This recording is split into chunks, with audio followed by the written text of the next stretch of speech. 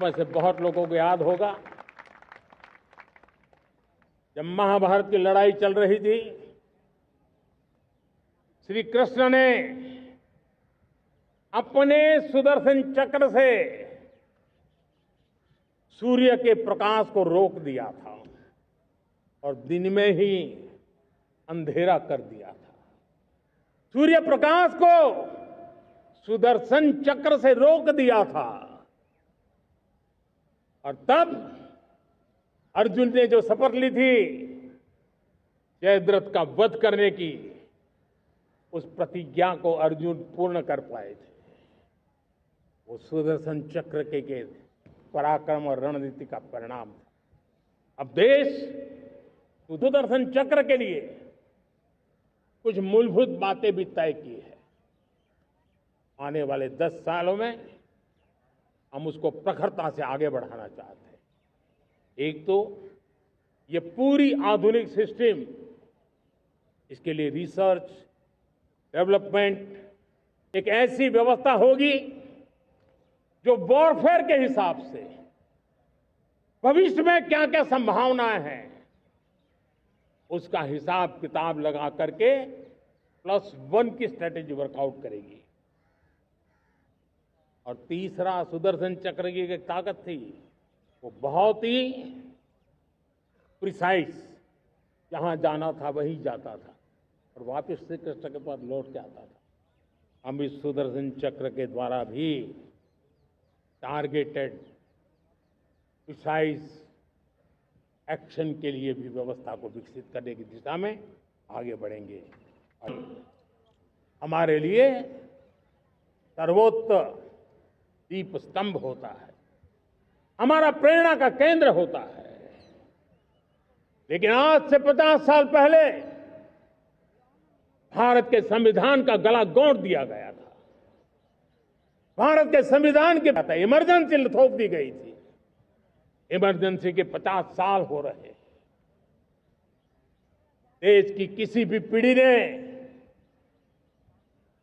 संविधान की हत्या के इस पाप को कभी भूलना नहीं चाहिए। प्रण है कि हम हमारे जीवन में, हमारी व्यवस्थाओं में, हमारे नियम कानून परंपराओं में गुलामी का एक भी कण अब बचने नहीं देंगे। हम हर प्रकार की गुलामी से मुक्ति पाकर के ही रहेंगे। मेरे प्यारे देशवासियों, हम अपनी विरासत पर गर्व करेंगे।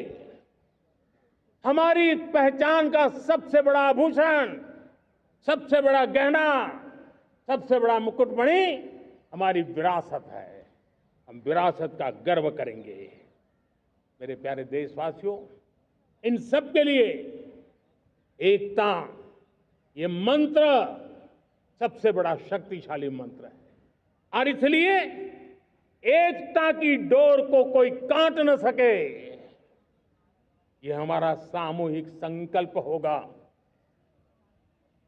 मेरे प्यारे देशवासियों, मां भारती के प्रति कर्तव्य निभाना जो भी सामर्थ्य है, कोई भी अवसर को छोड़ेंगे नहीं। इतना ही नहीं, नए अवसरों को निर्माण करेंगे और निर्मित करने के बाद हम 140 करोड़ देशवासियों के सामर्थ्य से आगे बढ़ते ही रहेंगे, बढ़ते ही रहेंगे, बढ़ते ही रहेंगे। मेरे प्यारे देशवासियों, हमें याद रखना है, 140 करोड़ देशवासियों को याद रखना है, परिश्रम में जो तपा है,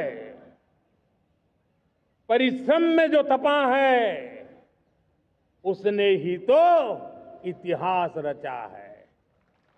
परिश्रम में जो तपा है, उसने ही तो इतिहास रचा है। जिसने फौलादी चट्टान, भारत माता की, भारत माता की, वंदे वंदे वंदे। बहुत बहुत धन्यवाद।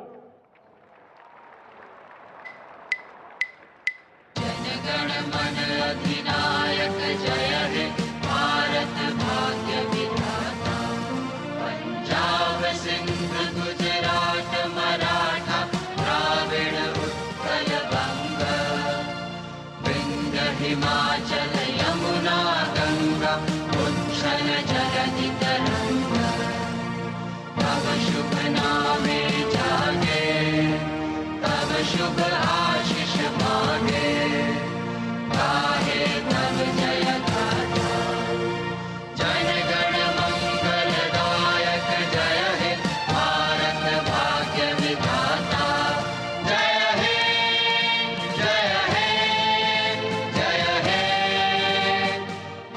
जय जय जय जय हे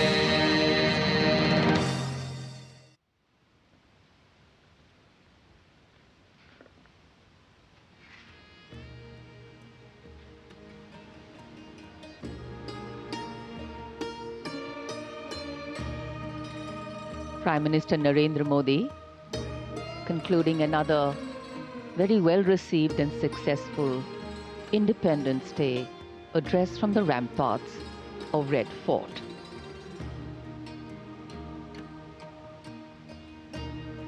Nation building can have different lenses.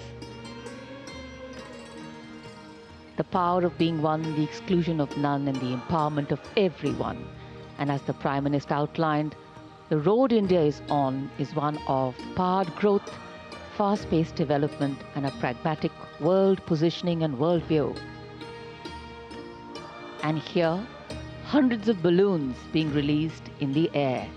And as the light blue of the sky welcomes the colors of our national flag, freedom and independence take symbolic forms. Light, free from baggage, and moving up towards a higher, hopeful and harmonious future, as if carrying with them the vision and aspiration of more than 1.3 billion Indians. Prime Minister Narendra Modi is now on his way out of the venue. India has entered the 79th year of its independence, a landmark, but also a reminder of how we need to plan the next few years and ensure that economic and social independence acquire true meaning for every citizen.